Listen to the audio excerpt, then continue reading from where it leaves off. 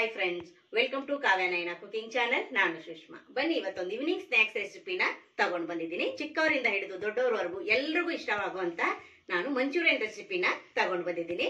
ಏನಪ್ಪಾ ಅಂದ್ರೆ, ಯಾವಾಗ್ಲೂ ನೀವು ಕ್ಯಾಬೇಜು ಹಾಗೆ ಹೂಕೋಸನ್ನ ಹಾಕಿ ಗೋಬಿ ಮಂಚೂರಿಯಾಗಿ ಮಾಡ್ಕೊಂಡು ತಿಂದಿರ್ತೀರಾ, ಹಾಗೆ ಕ್ಯಾಬೇಜ್ ಮಂಚೂರಿಯನ್ ಕೂಡ ತಿಂದಿರ್ತೀರಾ.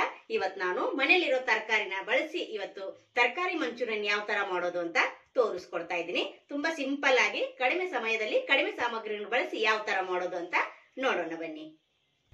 ನಾನ್ ತಗೊಂಡಿರೋ ತರಕಾರಿ ನೋಡಿ ಇಲ್ಲಿದೆ. ಏನೇನ್ ತಗೊಂಡಿದ್ದೀನಿ ಅಂತ ನೋಡೋಣ ಬನ್ನಿ. ನಾನು ಆಲೂಗಡ್ಡೆನ ತುರಿದು ತಗೊಂಡಿದ್ದೀನಿ, ಹಾಗೆ ಕ್ಯಾಬೇಜ್ ಅನ್ನು ಕೂಡ ಸ್ವಲ್ಪ ಇತ್ತು, ಅದನ್ನು ಕೂಡ ಸಣ್ಣದಾಗಿ ಚಾಪರ್ ಅಲ್ಲಿ ಕಟ್ ಮಾಡಿ ತಗೊಂಡಿದ್ದೀನಿ. ಹಾಗೆ ಇಲ್ಲಿ ಬೀನ್ಸ್ ಕೂಡ ಅಷ್ಟೇ ಚಾಪರ್ ಅಲ್ಲಿ ಕಟ್ ಮಾಡಿದ್ದೀನಿ, ಹಾಗೆ ಕ್ಯಾರೆಟ್ ಕೂಡ ಅಷ್ಟೇ ಚಾಪರ್ ಅಲ್ಲಿ ಸಣ್ಣದಾಗಿ ಕಟ್ ಮಾಡ್ಕೊಂಡಿದ್ದೀನಿ. ಹಾಗೆ ಒಂದು ಕ್ಯಾಪ್ಸಿಕಮ್ ಕೂಡ ಚಾಪರ್ ಅಲ್ಲಿ ಕಟ್ ಮಾಡಿ ಇಟ್ಕೊಂಡಿದ್ದೀನಿ. ಹಾಗೆ ಈರುಳ್ಳಿ ಅಷ್ಟೇ, ನಿಮ್ಗೆ ಎಷ್ಟು ಬೇಕೋ ನೋಡ್ಕೊಂಡು, ಇಷ್ಟೇ ಅಂತ ಏನಿಲ್ಲ, ಯಾವ ತರಕಾರಿ ಬೇಕೋ ಎಷ್ಟು ಬೇಕೋ ನೀವು ಎಷ್ಟು ಜನಕ್ಕೆ ಮಾಡ್ತಾ ಇದ್ದೀರೋ ಅಷ್ಟು ನೀವು ತರಕಾರಿನ ತಗೋಬಹುದು. ನಮ್ಮ ಮನೆಯಲ್ಲಿ ಇಷ್ಟು ತರಕಾರಿ ನಾನು ತಗೊಂಡಿರೋದು, ನೀವಿನ್ನು ಇದಕ್ಕಿಂತ ಜಾಸ್ತಿ ಕೂಡ ತರಕಾರಿ ತಗೋಬಹುದು. ಒಂದು ಮಿಕ್ಸಿಂಗ್ ಬೌಲ್ ನ ತಗೊಂಡಿದ್ದೀನಿ. ಈಗ ಎಲ್ಲಾ ತರಕಾರಿನೂ ಇದ್ರೊಳಗಡೆ ಹಾಕೊಂತೀನಿ.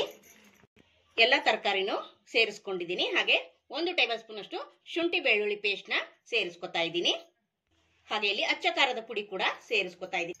ಅರ್ಧ ಟೇಬಲ್ ಸ್ಪೂನ್ ಅಷ್ಟು ಕಾಳು ಮೆಣಸಿನ ಪುಡಿನ ಸೇರಿಸ್ಕೊತಾ ಇದ್ದೀನಿ. ಹಾಗೆ ಇಲ್ಲಿ ರುಚಿಗೆ ಉಪ್ಪನ್ನ ಸೇರಿಸ್ಕೊತಾ ಇದ್ದೀನಿ. ಗರಂ ಮಸಾಲ 1 ಟೇಬಲ್ ಸ್ಪೂನ್ ಅಷ್ಟು ಸೇರಿಸ್ಕೊತಾ ಇದ್ದೀನಿ. ನಾನು 3 ಟೇಬಲ್ ಸ್ಪೂನ್ ಅಷ್ಟು ಕಾರ್ನ್ಫ್ಲೋರ್ ಹಿಟ್ಟನ್ನ ಹಾಕೋತಾ ಇದ್ದೀನಿ. ಇಲ್ಲಿ ಬೈಂಡಿಂಗ್ ಬರಬೇಕು ಅಂದ್ರೆ ನಮಗೆ ಉಂಡೆ ಹದಕ್ಕೆ ಬರೋವರೆಗೂ ನಾವಿಲ್ಲಿ ಕಾರ್ನ್ಫ್ಲೋರ್ ಹಾಕೊಂಡು ಮಿಕ್ಸ್ ಮಾಡ್ಕೋಬೇಕು. ನೋಡಿ, ಈಗ 4 ಟೇಬಲ್ ಸ್ಪೂನ್ ಅಷ್ಟು ಹಾಕೊಂಡಿದ್ದೀನಿ. ಮೈದಾ ಹಿಟ್ಟು ಕೂಡ ಸೇರಿಸ್ಕೊತಾ ಇದ್ದೀನಿ. ನೋಡಿ, ಒಂದು 4 ಟೇಬಲ್ ಸ್ಪೂನ್ ಅಷ್ಟು ಮೈದಾ ಹಿಟ್ಟು ಕೂಡ ಸೇರಿಸ್ಕೊಳ್ಳೋಣ. ಇವಾಗ ನೋಡಿ ಎಲ್ಲವನ್ನು ಹಾಕೊಂಡಿದ್ದೀನಿ. ಈಗ ಚೆನ್ನಾಗಿ ಮಿಕ್ಸ್ ಮಾಡ್ಕೊಳ್ಳೋಣ. ನೋಡಿ, ಇಷ್ಟೇ ಅಂತ ಏನಿಲ್ಲ, ನೀವು ಜಾಸ್ತಿ ಕೂಡ ಮಾಡ್ಕೋಬಹುದು, ಕಡಿಮೆ ಆದ್ರೂ ಮಾಡ್ಕೋಬಹುದು.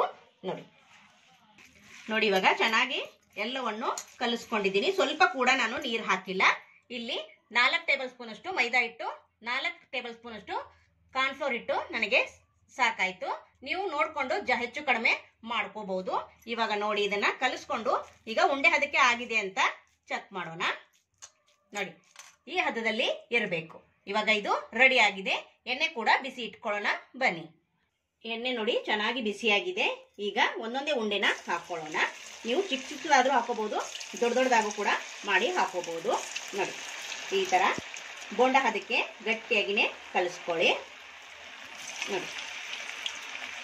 ನೋಡಿ ಇವಾಗ ಒಂದ್ ಕಡೆ ಚೆನ್ನಾಗಿ ಬೇಯ್ತಾ ಇದೆ. ನೋಡಿ, ಈ ತರ ಬಂದಿದೆ, ನೋಡ್ತಾ ಇದ್ರೆ. ಇವಾಗ ಇನ್ನೊಂದ್ ಕಡೆ ಈ ತರ ತಿರುವಿ ಹಾಕೋಬೇಕು. ನೋಡಿ, ನಾನು ಈ ಸೈಜಲ್ಲಿ ಉಂಡೆಗಳನ್ನ ಮಾಡಿ ಹಾಕೊಂಡಿದ್ದೀನಿ. ಎಣ್ಣೆ ಹಾಕೋವಾಗ ಚೆನ್ನಾಗಿ ಬಿಸಿ ಇರಬೇಕು, ಅಂದ್ರೇನೆ ತಳಕ್ಕೆ ಅಂಟೋದಿಲ್ಲ, ಅದಕ್ಕೋಸ್ಕರ. ನೋಡಿ, ಇದನ್ನ ಇವಾಗ ಹಾಕೊಂಡಿದ್ದೀನಲ್ಲ, ಇನ್ನು ಸ್ವಲ್ಪ ಬೇಯಬೇಕು. ಇವಾಗ ಈ ಕಡೆ ತಿರುವಿ ಹಾಕೊಳ್ಳೋಣ. ಎರಡೂ ಬದಿ ಚೆನ್ನಾಗಿ ನಾವು ಫ್ರೈ ಮಾಡ್ಕೋಬೇಕು. ನೋಡಿ ಫ್ರೆಂಡ್ಸ್, ಎರಡೂ ಕಡೆ ಚೆನ್ನಾಗಿ ಫ್ರೈ ಮಾಡ್ಕೋತಾ ಇದ್ದೀನಿ. ನೋಡ್ತಾ ಇದ್ದೀರಾ, ಒಂದು ಒಳ್ಳೆ ಕಲರ್ ಬಂದಿದೆ. ಇಷ್ಟು ಫ್ರೈ ಆದ್ರೆ ಸಾಕು. ಇವಾಗ ಇದೇ ತರ ಎಲ್ಲವನ್ನು ಫ್ರೈ ಮಾಡಿ ನೋಡಿ, ಎಲ್ಲವನ್ನು ಫ್ರೈ ಮಾಡಿ ಇಟ್ಕೊಂಡಿದ್ದೀನಿ. ಒಲೆ ಮೇಲೆ ಕಡಾಯಿನ ಇಟ್ಕೊಂಡಿದ್ದೀನಿ. ಹಾಗೆ ಇಲ್ಲಿ ಒಂದು 4 ಟೇಬಲ್ ಸ್ಪೂನ್ ಅಷ್ಟು ಎಣ್ಣೆನ ಹಾಕೋತಾ ಇದ್ದೀನಿ. ಹಾಗೆ ಇಲ್ಲಿ 2 ಹಸಿಮೆಣಸಿನಕಾಯಿನ ಮುರಿದು ಹಾಕೋತಾ ಇದ್ದೀನಿ. ಒಂದು ದೊಡ್ಡ ಸೈಜ್ ಈರುಳ್ಳಿನ ಸ್ಲೈಸ್ ಆಗಿ ಕಟ್ ಮಾಡ್ಕೊಂಡು ಹಾಕೋತಾ ಇದ್ದೀನಿ. ಹಾಗೆ ಒಂದು ಅರ್ಧ ಕ್ಯಾಪ್ಸಿಕಮ್ನ ಈ ತರ ಕಟ್ ಮಾಡಿ ಹಾಕೋತಾ ಇದ್ದೀನಿ. ಸ್ವಲ್ಪ ಶುಂಠಿ ಬೆಳ್ಳುಳ್ಳಿ ಪೇಸ್ಟ್ ನ ಹಾಕೋತಾ ಇದ್ದೀನಿ. ಇಲ್ಲಿ ಚೆನ್ನಾಗಿ ಫ್ರೈ ಮಾಡ್ಕೊಳ್ಳೋಣ. ಇಲ್ಲಿ ಈರುಳ್ಳಿ ಏನು ಜಾಸ್ತಿ ನಮಗೆ ಫ್ರೈ ಮಾಡೋದೇನು ಬೇಡ, ತಿನ್ನುವಾಗ ಕ್ರಿಸ್ಪಿ ಆಗಿದ್ರೆ ಇನ್ನು ಚೆನ್ನಾಗಿರುತ್ತೆ. ಅದಕ್ಕೋಸ್ಕರ 1-2 ಸೆಕೆಂಡ್ ಈ ತರ ಎಣ್ಣೆಯಲ್ಲಿ ಫ್ರೈ ಮಾಡ್ಕೊಂಡ್ರೆ ಸಾಕಾಗುತ್ತೆ. ಹೊಸಬ್ರು ಯಾರಾದ್ರೂ ವಿಡಿಯೋ ನೋಡ್ತಾ ಇದ್ರೆ ಪ್ಲೀಸ್ ಸಬ್ಸ್ಕ್ರೈಬ್ ಮಾಡ್ಕೊಂಡು ನೋಡಿ. ವಿಡಿಯೋನ ಎಲ್ಲೂ ಕೂಡ ಸ್ಕಿಪ್ ಮಾಡಬೇಡಿ, ಪೂರ್ತಿಯಾಗಿ ವಿಡಿಯೋ ನೋಡಿ ಸಪೋರ್ಟ್ ಮಾಡಿ. ನಮ್ಮ ವಿಡಿಯೋಗಳು ನಿಮ್ಗೆ ಏನಾದ್ರೂ ಯೂಸ್ಫುಲ್ ಆದ್ರೆ ನಿಮ್ಮ ಫ್ಯಾಮಿಲಿ ಫ್ರೆಂಡ್ಸ್ಗೆಲ್ಲ ಶೇರ್ ಮಾಡಿ. ಆದಷ್ಟು ನಾನು ಸಿಂಪಲ್ ಆಗಿ ರೆಸಿಪೀಸ್ ನ ತೋರಿಸ್ಕೊಡ್ತಾ ಇದ್ದೀನಿ. 1 ಟೇಬಲ್ ಸ್ಪೂನ್ ಅಷ್ಟು ಸೋಯಾ ಸಾಸ್ ನ ಹಾಕೋತಾ ಇದ್ದೀನಿ. 1 ಟೇಬಲ್ ಸ್ಪೂನ್ ಅಷ್ಟು ರೆಡ್ ಚಿಲ್ಲಿ ಸಾಸ್ ನ ಹಾಕೋತಾ ಇದ್ದೀನಿ. ನಿಮ್ಮ ಹತ್ರ ಗ್ರೀನ್ ಚಿಲ್ಲಿ ಸಾಸ್ ಇದ್ರೆ ಅದನ್ನು ಕೂಡ ಹಾಕೋಬಹುದು. ಇವಾಗ ಚೆನ್ನಾಗಿ ಮಿಕ್ಸ್ ಮಾಡ್ಕೊಳ್ಳೋಣ. ನಾನಿಲ್ಲಿ 1 ಟೇಬಲ್ ಸ್ಪೂನ್ ಅಷ್ಟು ಕಾರ್ನ್ಫ್ಲೋರ್ ನ ಕಲಸಿ ಇಟ್ಕೊಂಡಿದ್ದೀನಿ, ಅದನ್ನು ಕೂಡ ಸೇರಿಸ್ಕೊಳ್ಳೋಣ. ಅಂದ್ರೆ ಗ್ರೇವಿ ಜಾಸ್ತಿ ಬೇಕಂದ್ರೆ ನೀವು ಕಾರ್ನ್ಫ್ಲೋರ್ ನ ಸ್ವಲ್ಪ ಜಾಸ್ತಿ ಹಾಕೊಂಡು ಕಲಸಿ ಹಾಕೋಬಹುದು. ಗ್ರೇವಿ ಬೇಡ ಅನ್ನೋರು ಹೀಗೆ ಕೂಡ ನೀವು ಮಾಡ್ಕೋಬಹುದು. 1 ಟೇಬಲ್ ಸ್ಪೂನ್ ಅಷ್ಟು ನೋಡಿ ಕಾರ್ನ್ಫ್ಲೋರ್ ನ ಕಲಸಿ ಇಟ್ಕೊಂಡಿದ್ದೀನಿ, ಅದನ್ನು ಕೂಡ ಹಾಕೊಳ್ಳೋಣ. ಇವಾಗ ನೋಡಿ ಚೆನ್ನಾಗಿ ಇದನ್ನ ಕುದಿಸ್ಕೋಬೇಕು. ತರಕಾರಿ ಕಲ್ತ್ಕೊಳ್ಳುವಾಗ ಉಪ್ಪನ್ನ ಸೇರಿಸ್ಕೊಂಡಿದ್ವಿ. ಇವಾಗ ಒಂಚೂರು ಉಪ್ಪನ್ನ ಹಾಕೊಳ್ಳೋಣ. ನೋಡ್ಕೊಂಡು ಉಪ್ಪನ್ನ ಸೇರಿಸ್ಕೊಳ್ಳಿ. ನೋಡಿ, ಮಿಕ್ಸ್ ಮಾಡ್ತಾ ಮಾಡ್ತಾ ಗಟ್ಟಿ ಆಯ್ತಲ್ವಾ? ನೋಡಿ, ಈ ತರ ಗ್ರೇವಿ ನಿಮಗೆ ಬೇಕಂದ್ರೆ ಜಾಸ್ತಿನ ಕಾರ್ನ್ಫ್ಲೋರ್ ಹಾಕೋಬಹುದು ನೀವು. ನೋಡಿ, ಈ ತರ ಇರಬೇಕು. ಸ್ವಲ್ಪ ಚೆನ್ನಾಗಿ ಇದು ಕುದಿಬೇಕು, ಇಲ್ಲಾಂದ್ರೆ ಹಸಿ ವಾಸನೆ ಹಾಗೆ ಇರುತ್ತೆ. ಅದಕ್ಕೋಸ್ಕರ ನೋಡಿ, ಲೋ ಫ್ಲೇಮಲ್ಲೇನೆ ಚೆನ್ನಾಗಿ ಇವಾಗ ಕುದಿಸ್ಕೊಳ್ಳೋಣ. ನೋಡಿ, ಕುದಿತಾ ಇದೆ ಅಲ್ವಾ? ಇವಾಗ ನಾವು ಫ್ರೈ ಮಾಡಿ ಇಟ್ಕೊಂಡಿರೋದನ್ನೆಲ್ಲ ಹಾಕೋಬಹುದು. ನೋಡಿ, ಫ್ರೈ ಮಾಡ್ಕೊಂಡಿರೋದು ಹಾಕೋತಾ ಇದ್ವಿ. ಇವಾಗ ಹಾಕೊಂಡು ಮತ್ತೆ ಚೆನ್ನಾಗಿ ಮಿಕ್ಸ್ ಮಾಡ್ಕೊಳ್ಳೋಣ. ನೋಡಿ, ಮಕ್ಕಳು ಸ್ಕೂಲಿಂದ ಬಂದಾಗ ಏನಾದ್ರೂ ತಿನ್ನಕ್ ಕೇಳ್ತಾ ಇರ್ತಾರೆ. ಅವ್ರು ಬರೋಷ್ಟೊತ್ತಲ್ಲಿ ನಾವು ಇದನ್ನ ಮಾಡಿ ಕೊಟ್ರೆ ತುಂಬಾ ಖುಷಿ ಪಟ್ಟು ತಿಂತಾರೆ. ತರಕಾರಿ ಮಕ್ಕಳು ತಿನ್ನೋದಿಲ್ಲ ಅಲ್ವಾ? ಈ ತರ ಮಾಡಿಕೊಟ್ರೆ ಅವ್ರಿಗೆ ಇಷ್ಟ ಆಗುತ್ತೆ. ಲಾಸ್ಟ್ ಅಲ್ಲಿ ಕೊತ್ತಂಬರಿ ಸೊಪ್ಪನ್ನ ಹಾಕೊಳ್ಳೋಣ.